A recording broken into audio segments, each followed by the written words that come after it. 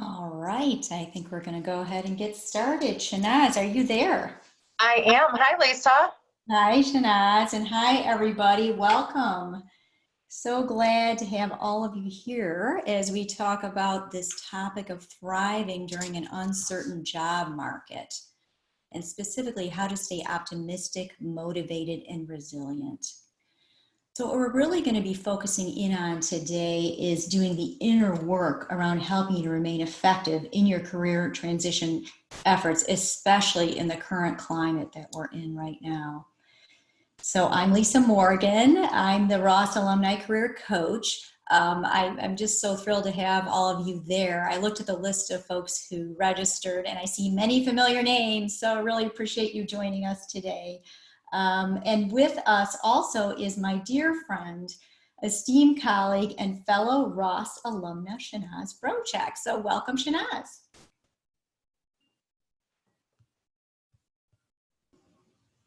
Okay, All right, I think I'm back. I think you're back. Yeah, I'm not sure why you muted again. Yeah. No worries. We will have fun with Zoom today, I'm sure. Thank you so much, Lisa. Thank you for having me. And I'm just really looking forward to spending this time with you and with the alumni on the call. This is a really interesting time for everyone. And, as we're just experiencing with our own little Zoom technicality here, right? And we know a lot of folks are facing a lot of unexpected challenges, and I'm just really glad to be here to share some ideas to help with the inner work that we both know is so crucial, not just for the job search, but for thriving at work and life in general. Yeah, absolutely, Shahnaz. So just a couple of housekeeping items before we get started. I'm sure that many of you are probably painfully familiar with Zoom by now, but just in case, we are going to keep everyone muted throughout the session, but please do use the chat box at the bottom of the screen to communicate with us. Also, we're going to ask you to do some self-assessing and a little bit of reflection during the session today. So be sure that you have paper and pen or pencil handy, if you would. All right, so just a little bit about Shahnaz. Shahnaz is an executive coach, Ross faculty member, and Search Inside Yourself certified teacher. In her work over the past few years, she's really emerged as a mindfulness and self-compassion expert, which is why I am so excited about having her talk with us about thriving during uncertainty. She's gone through a number of career transitions herself, one of which brought her to Ross during the Great Recession for her MBA and ultimately led her to the work that she's doing today. So I'm going to go ahead. I see that we have somehow gone to mute again. So I'm going to go ahead Oh and no, oh no, I you're back. I think Okay, I'm here. Yeah. Yep, I'm here, Lisa. Thank terrific. you. All right, so go ahead, Shana. Sorry. Oh yeah, no worries. I was just going to say, I think that this for me, this feels really full circle because Lisa was my own career coach when I was here at Ross, when I was in the middle of considering my own career transition, and so I'm just excited to share some of the things I've learned that I think will be really helpful for our alumni. Yeah, wonderful. Yeah. And so let me just check and see what we got. Just wonder. Okay. I saw something in the chat, so that distracted me. Yeah. So let's get into the COVID-19 job market. Boy, what a difference a few weeks makes. Who among us, I mean, certainly not me a month ago, could have predicted that we'd be here today? Our lives for the near future feel like they've been turned upside down, literally overnight. And honestly, we really don't know at this point how long it's going to last. And that uncertainty makes it so challenging for everyone. We don't know, is it going to be a month, 3 months, 6 months, 9 months, and so forth. Um, but there are some things that we do know. We do know that jobless rates went from about 3.5% in February to over 10% predicted in April, and some people are putting it at about 13% right now. We also know that hiring freezes have occurred, that some people are getting furloughed at work, and that other people are experiencing temporary wage reductions. And I'm sure that's impacting some of you. With all that comes some really unique pressures, very reminiscent of 2008 and 2009. It can be pretty frightening. Wouldn't you agree, Shanaz? Oh yeah, absolutely, Lisa. I think, there's clearly a number of challenges people are facing already or they're worried about facing. It's starting to get very real, right? Loved ones are being impacted, maybe just worrying about illness for people who are at risk. Um, Folks are facing financial worries. They might be dealing with homeschooling. So many different challenges that as you said, we couldn't have anticipated just a few weeks ago. Yeah. And then, I think too, some of us experienced the Great Recession and had challenges at that time, and might feel very reminiscent of that. I owned a mortgage and title company back in the time that the housing market tanked. So I feel like in some ways I've been through this kind of experience in the past in one way, and yet it's still very unique for all of us. And there might be some people for whom this is the first time that they've faced this, really sense of lack of stability at this level and could be feeling really vulnerable. Absolutely. Yeah. So with all that being said, though, the truth is it isn't all doom and gloom in the job market. I just pulled up this data from Candor, and I've got the link out there on the screen, and I'll share this PDF with you afterward. But Candor is doing some real-time data capture and crowdsourcing from people in the field on companies. And if you pull up their website, what you'll see is just a huge database of companies. They've got like 5,900 companies right now. And this slide that I'm showing here is a summary across industry of how many companies within that industry are hiring, how many have put in hiring freezes, and how many are laying off. And I actually just captured this data yesterday, and I had looked at it a few days earlier, and it's actually the picture actually even looks better than it did a few days earlier. So it's a really dynamic situation. But the point of it is some companies are still hiring. I know I had somebody call me yesterday who just got a job offer, so it is still happening. And truly, even those yellow bars will be turning, will be starting to convert to green as we develop more certainty around, the end game, right? And so just an example of that is the University of Michigan. We just instituted a hiring freeze over the last week. And that's due and really because we don't know what enrollments are going to be in the fall, right? So once we get that certainty, right, once enrollments become more certain, then I'm sure that the university will begin to release some of those hiring freezes, and we'll see much more hiring going on. So Shahnaz, when you consider all this, what do you think the risks are to our well-being during a sudden downturn like this? Yeah, Lisa, I think, what can happen is that we start to tell ourselves, well, I should probably, take a job even though it's not really what I wanted, or might start to compromise our personal vision, and be willing to say yes to something that doesn't align as well with our strengths and values as we normally might prioritize. And the challenge in that can be that we water down our branding, right? And people aren't sure what we really want. And so then it's hard for them to actually help us, right? We're trying to be more open and flexible, but then it leads to confusion about how to actually help us. And then kind of conversely, the flip side of that is maybe being a little bit too unwilling to compromise. I do think it's important to remain somewhat flexible, but that might look like taking a step backward to take a step forward, for example. We've seen, I know, Lisa, you and I have seen lots of instances of that where, people might be wanting to pivot in a slightly different direction. And in order to make that directionally correct move, they do take a step backward. That can be true even in the best job market, right? So I think it's important to kind of balance that, compromising your personal vision with being unwilling to compromise. A little bit of a balancing act there. Yes, one thing I might interject there is Yeah, for people out there who are thinking about that, I mean, I think that's a very real issue. When do you compromise and when don't you? And so that's something that you should definitely feel free to reach out to me on as a career coach, to just be that kind of sounding board around that issue and help you think through it. yeah. I think that's such good advice. I mean, sometimes just by hearing ourselves talk something out loud with a partner can really help to get to clarity. Yeah, great advice, Lisa.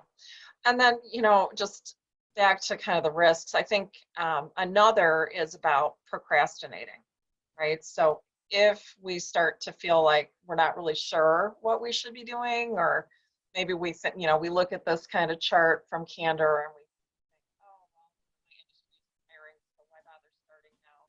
Might find ourselves procrastinating, right? Kind of the why bother mindset. Um, and then the last thing I would focus on here is just that we can kind of get negative about these sorts of things sometimes and focus on every possible thing that could go wrong, and really get caught up in that negative picture, instead of staying in that forward momentum. So I think those are some of the things to think about. Yeah, super. And I also think, our what we're telling ourselves, the interpretation that we have when these risks come up, is so important, right? So the risks to our well-being, and to pay attention to the way that we interpret setbacks like COVID-19 that come up for us. And there are two mindsets about how effectively we're able to move forward. Um, and this is really about mental toughness. And so some of you may be familiar with Carol Dweck's work related to fixed and growth mindset. She wrote a book called Mindset: The New Psychology of Success. And so I want to maybe just, Lisa, maybe we can just share an example of what this looks like, right? Of we run into lots of different difficult client situations. You want to share one and we can talk it through? Yeah, so in fixed and growth mindset, an example of this might be an alum who is in job search mode, they're in interviewing, and they go through, one or two, three rounds of interviewing, and they get rejected. And it can become, you can begin to really take that personally and feel like it's you, and start to have that feeling like you're never going to overcome it, right? And so it's so important to realize that often it isn't you at all. That it can be very circumstantial around interviewing, whether it's that an internal candidate stepped up, or the company ended up freezing hiring, or changing their mind about a different position. So I think it's really important to realize that most of the time it has nothing to do with you. And that's not to say that you shouldn't that you shouldn't keep practicing interviewing. Absolutely. And shouldn't keep trying to improve, but just knowing that often it has nothing to do with you. Yeah, I think that's such a good example. And I can think of so many times when that's come up for folks, and somebody else gets the job offer and they just assume it's something that they somehow did wrong. And they might have been very much liked and appreciated, and other things being equal, could have been the candidate, but something behind the scenes was going on that just wasn't as evident. Yeah. But yeah, and I think it's just so important to pivot. If you've initially, when we get a disappointment, we might initially land in that fixed mindset where we do personalize maybe a little bit too much, and we tell ourselves a negative story, and we might feel a little catastrophic in some ways momentarily. But our resilience is all about being able to shift from that fixed mindset into growth mindset, where we recognize where we have control, what we can actually take charge of, and how we can move forward more effectively in order to keep going. And I think the good news, Lisa, is that growth mindset is something that can be learned, right? And we can cultivate optimism. And I want to share 3 steps to doing that, which I think can be so helpful.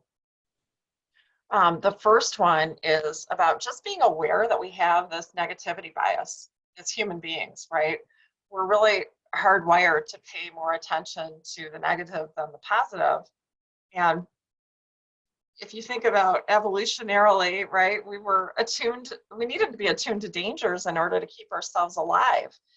And if you think about an example like, maybe you've interviewed with 3 people and one person seems less interested in you in the interviewing process, who's the person that you remember most, right? It's probably the one who was least engaged. And just understanding that can help shift the way that you see yourself. right? And asking yourself, what's another way to look at the situation can be really helpful. Maybe that person who was interviewing was distracted with other work issues or didn't get a good night's sleep or who knows what else, right? And then the second step is mindfulness.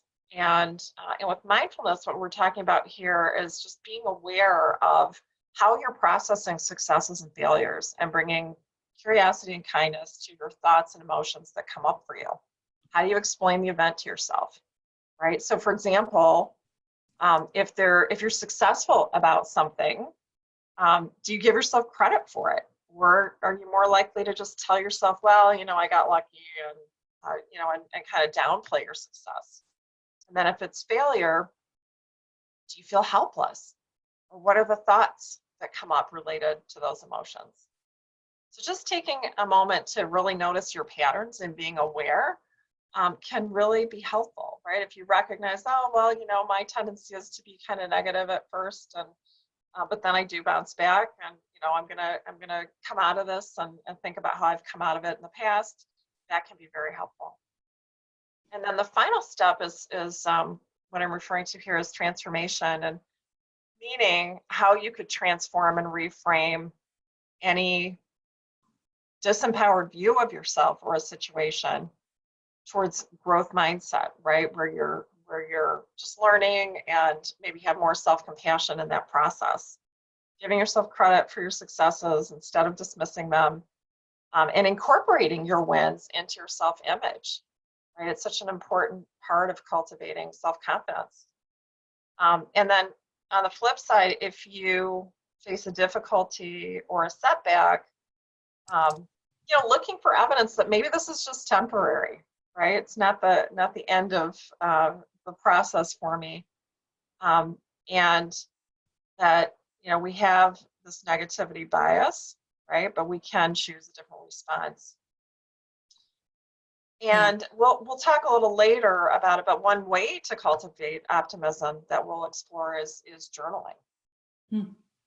Yeah. So Shahnaz, while you were talking, I had a couple people contribute to the chat box, and Yeah. one person shares that, about the whole idea of 3 to 1, right? That it takes two positive items to even out every one negative. And I know you and I are big fans of that whole positivity ratio, right? Yeah, Barbara Fredrickson, right? And her positivity ratio, we know it's at least 3 to 1, if not 5 to 1 or more, right? We need to fill ourselves up with positivity where we can. Absolutely. Yeah. There's some great comments here. I know. Yeah. So, and then Ken shared that, the whole idea of looking for tomorrow, right? I think I love that, that idea, looking for tomorrow, so you can fix things, take time in each day on what you want to get done today, but also think longer range goals. Yep. Super, super great comments. Thanks, everybody. Absolutely. Yeah. Yeah. Thanks for sharing sharing these ideas. All right. Really helpful. And so building on the concept of cultivating optimism, I just want to share a framework for increasing our self-awareness that can help identify where you want to focus your efforts on well-being and motivation. And some of you might be familiar already with Martin Seligman. He's well known as the father of positive psychology, and he's the author of Flourish and Learn to Optimism and several other books. But he created this PERMA model, which is about these 5 core elements of flourishing or thriving. And as Lisa and I were talking about our time with you today, it seemed like these factors related to PERMA were very important, but also this other side, this press side that I'm going to describe, really underlies staying motivated. So we wanted to share both with you. And what I'd like you to do is, as we go through these categories and describe them, on a scale of 1 to 5, just assess how you're doing right now, right? Just as a way to check in with yourself. And the first one that we're going to talk about is positive emotion, right? So positive emotion relates to things like joy, fun, laughter.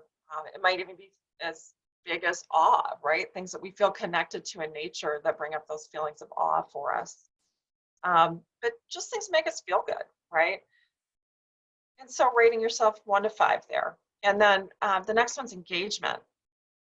Engagement comes from, feeling in flow because we're doing work that's aligned with our strengths and our values, doing things that we're really good at.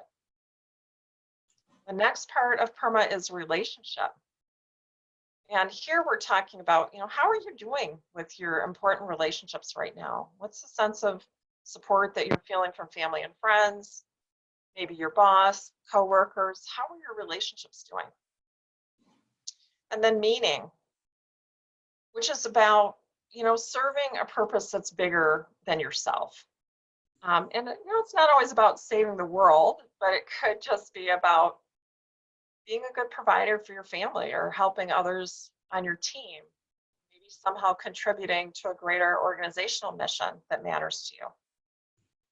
And then the last part of PERMA is accomplishment, feeling a sense of progress towards something, not just the end goal, but all the steps along the way to getting there and giving yourself credit for it. So as you look at your 1 to 5 on these different areas of PERMA, let's take a moment and share with each other what's something that you're doing right now that's helping you in terms of well-being. Not worrying about what the category is, but just as you think about these general ideas, what's something you're doing that's allowing you to thrive right now? We'll put those in the chat box. Yes, we'd love to hear from at least a few of you on what's working for you right now, especially in these PERMA categories. Yeah, there's some great ones coming up here, Lisa. You want to read them or you want me to? Yeah, sure. I love this. So I see exercising, reading, showing kindness, a lot of walking the dog, trying to reimagine the world. Posting on my blog, I see up here too. That's great. Yeah, keep going, Shahnaz. You can read them. Trying to pick up new hobbies like learning the guitar, taking time to journal the highlights and reflections of my day, remembering and clarifying values, helping others, relaxing and slowing down, accepting this new reality. Yeah, that's really good for all of us, right? Online games with family. I've heard a few people talking about that. I haven't tried that out yet, but it seems like a great way to do it. Playing music, reading, journaling, more frequent connection with extended family, gardening. So many great suggestions that are here. Telling oneself to focus on things that I can influence and not worrying about things beyond my control, right? Hi, Pierre. I see you there. Exercise, retooling, sharpening the saw on skills and projects, playtime with kids and gardening. All great suggestions posting there. Yes. Lisa, I wanted to ask you too, I know there's one other one that we've talked about before. You want to share just another suggestion that might be helpful for folks right now? Yeah, I mean, when you and I discussed this, what came up for me is when I'm working with people in career transition, we do so much work on self-assessment and strengths, like looking at strengths. And for instance, Gallup's Clifton Strengths tool is a great way to really connect with what your superpowers are, and then help you engage and feel more positive about what you're bringing to the table. So I love those kinds of tools that uncover strengths, right, and bigger why as well. Yeah, I think those are all really great. I do think one of the things I like about Clifton Strengths is that it connects a lot of these different concepts. Engagement certainly is a big piece of it, but it also ties into confidence. We tend to be more confident, right, when we feel like we're doing things that we're good at. We're better able to persevere when we're leaning into our strengths. We're more energized. All of these things really tie in and allow it. Self-compassion, I think, ties into strengths, because if we're having compassion for ourselves, we recognize the importance of using our strengths in our work, right? Yeah. And seeking that for ourselves. So I think all of that is really important. Yeah, I'm so inspired by, I have to say, Lisa, I'm so inspired by the comments made by our listeners today. One person, James, had written here, writing a paper on artificial intelligence. I mean, you go, James. That's awesome. And Monica getting out in the snow, right? I mean, we did have a little snow here in Michigan today. I don't know where everybody is today, but Yeah, we're springtime is always just 5 minutes away, right? So, but let's go on to the press side of this permafrost framework and talk about, again, assessing from 1 to 5, starting with perseverance, right? And you think about when we're best able to persevere. And I think a lot of times that's when we have a big compelling why for something, right? We feel deeply connected to our goals, aligned with purpose and values. And, the word grit comes to mind, right? We're better able to do that when we feel the strong connection, again, to purpose and values. And then resilience. How quickly are you able to pick yourself up right now when there are setbacks or disappointments? Um, we were joking about how even setting up the Zoom call has been an opportunity for resilience for Lisa and I, and maybe some of you guys are experiencing that too. And then energy. It's so important, right? I mean, if you're sleep deprived and you're lacking energy, it's hard to start on any of these other issues and really be able to bring that forth. So it's thinking about physical, mental, emotional, and spiritual energy. Are you getting enough sleep? How's your diet? How's your exercise? Are you taking breaks? Are you, taking time to connect to other people that are important to you? And are you feeling a sense of purpose in everything that you're doing as well? So really checking in and saying, how am I doing from an energy standpoint?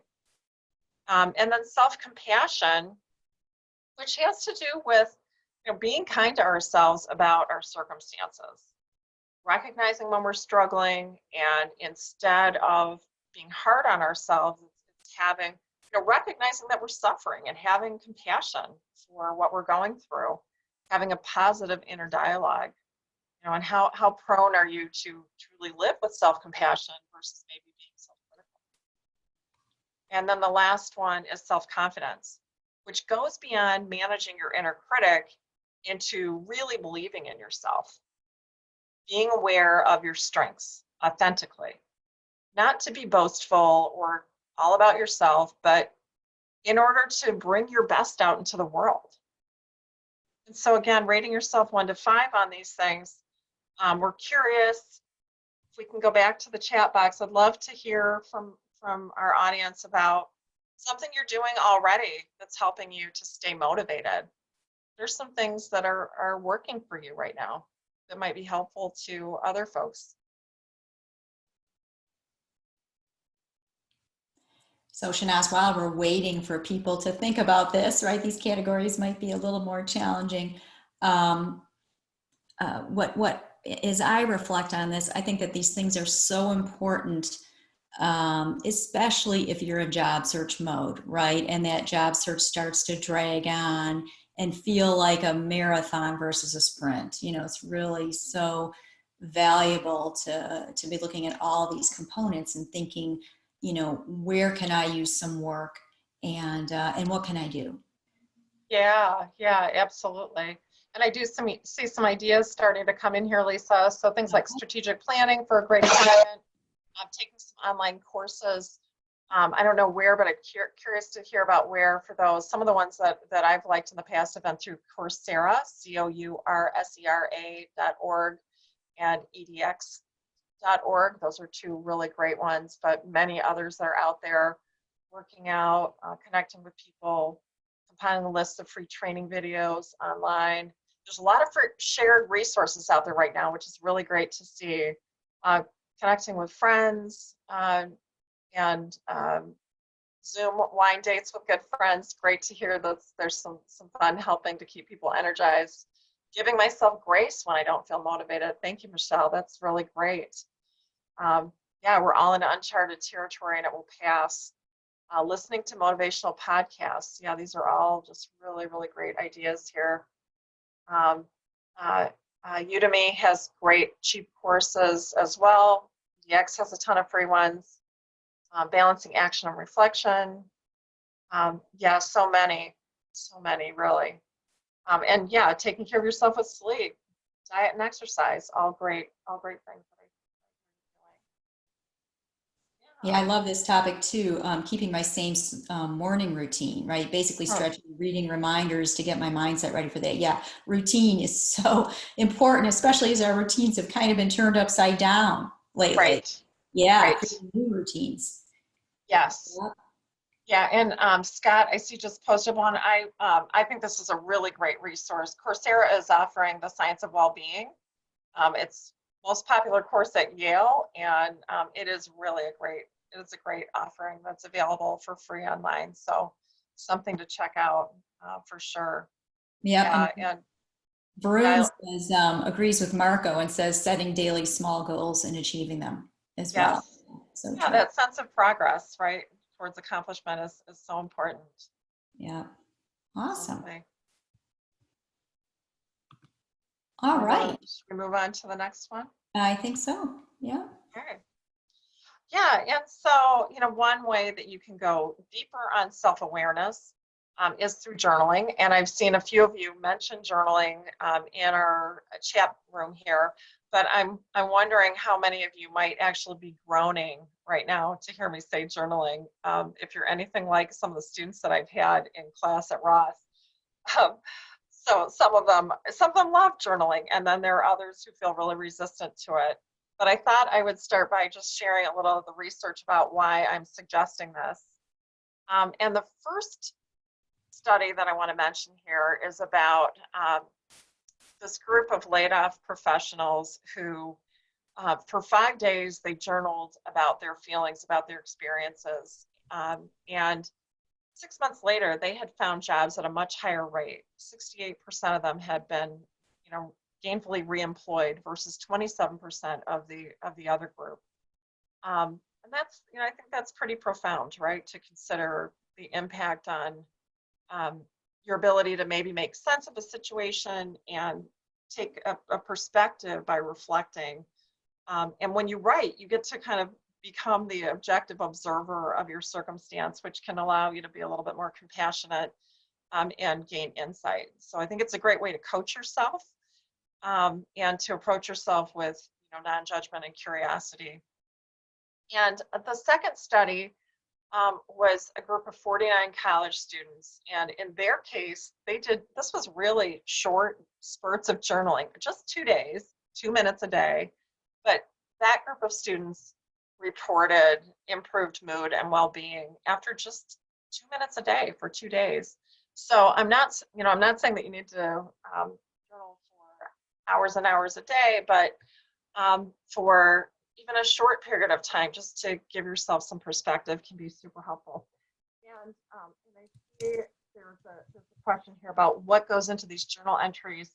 I'm going to give you a little bit of a preview, which is that we've actually designed, related to PermaPress, we've designed some journaling prompts for each of those that we'll give you after the webinar. And so we'll give you some guidance on those. Now, the reality is, whether you're journaling about something that you're just trying to have more thriving in your life, or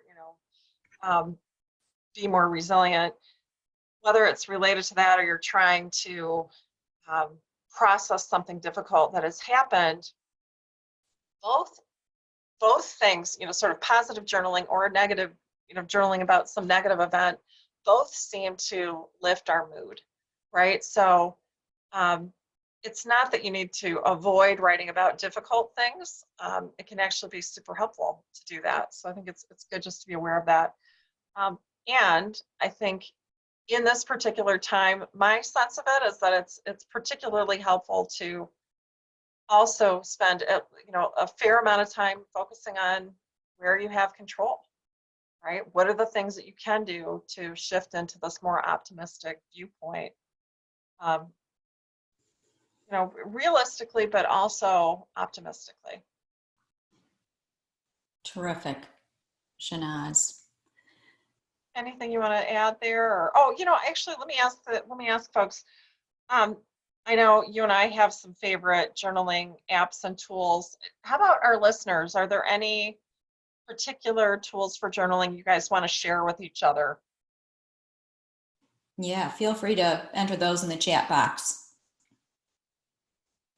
Yeah, and I'll share a couple that I tend to be an old school journaler. I like to touch the paper and the pen personally, but there's some really great apps that are out there now too that I've heard clients use.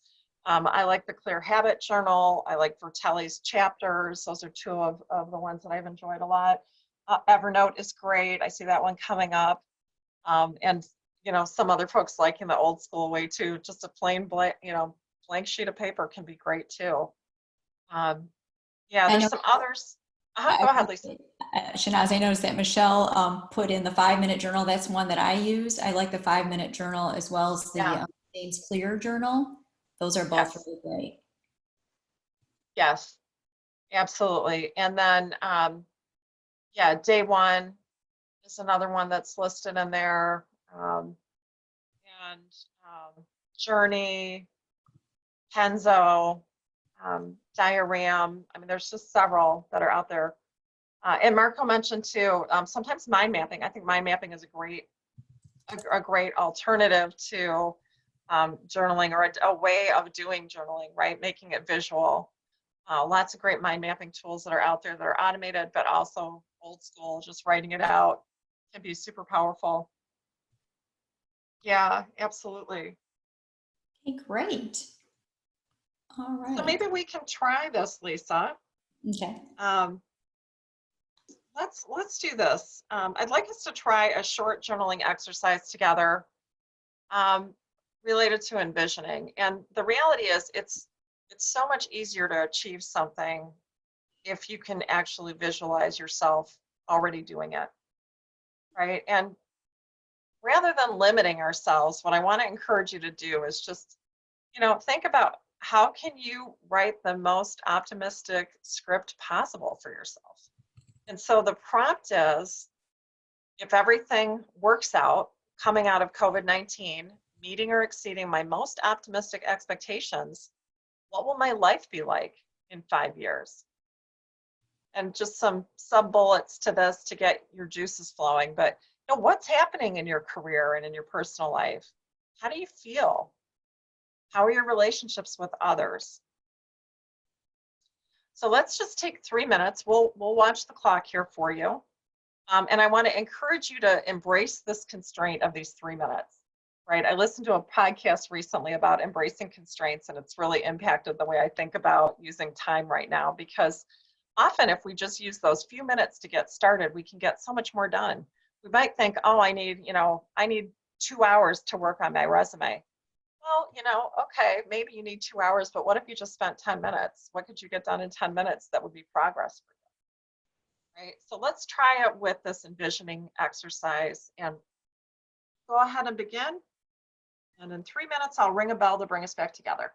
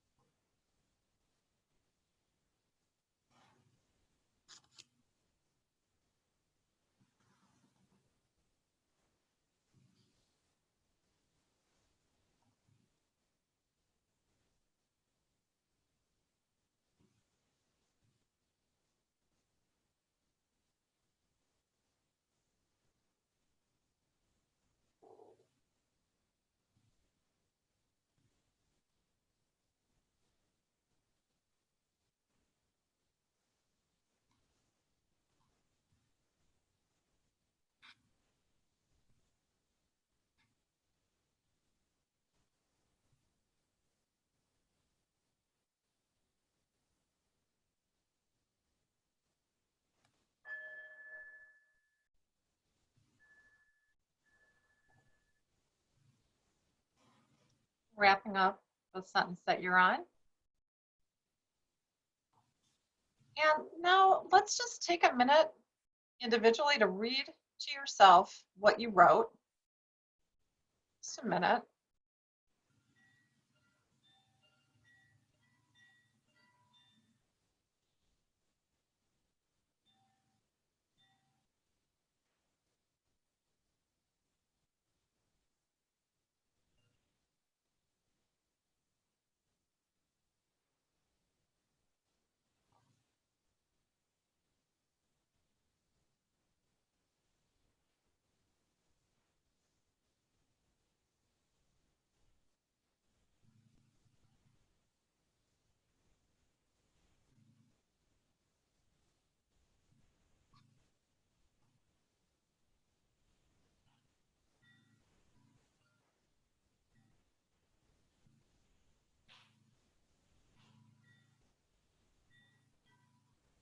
All right.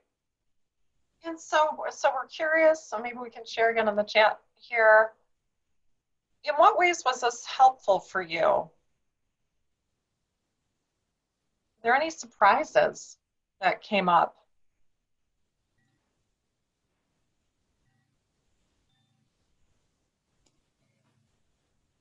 Oh, great. Yeah, so Varun created some optimism and a map. Great. Positivity. Oh, I love this. Will wrote, most of it sounds actually possible.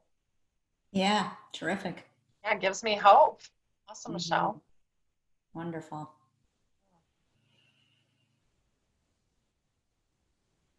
Yeah, and before we started this process, Mark had written that the quality of questions asked in journaling makes all the difference, right? I think that's true. I think, and the thing is, these are coaching questions that we're trying to get to here, right? And digging deeply, seeing Yeah. a pathway to more satisfaction, Hmm. keeping an eye on the long term, identifying what's truly important. Yeah, an even richer life than had previously been envisioned. And that was Valerie. Hi, Valerie. I recognize Great. the email address. Awesome. Yeah, and I think the thing is, we're just taking 3 minutes to do this, right? It's not hours and hours of work, but there's a positive shift that we're hearing from many of you. And sometimes if you just find yourself feeling a little bit pulled down, a question like this can be really helpful to return to, right? Any kind of envisioning. Back when I was in my 20s, one of the early influencers of this kind of work for me was Shakti Gawain, and she wrote a book called Creative Visualization, and I think that taking time to really imagine positive possibilities has had a huge influence on my life and my ability to get things done and to stay motivated and really work on that press side, right, of the equation, in the permapress model, but also the the things related to thriving. So really great suggestions coming up here.